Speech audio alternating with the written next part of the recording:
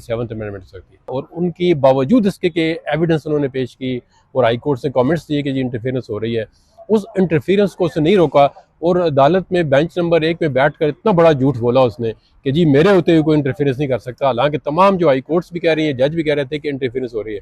तो उसने इस अदलिया को तबाही में उसका बहुत बड़ा किरदार है। अब नाम ले ना, काजी फाइज साहब, बिल्कुल नाम लेता हूँ, मुझे कोई हिचकिचाहट नहीं है अब नाम लेने में।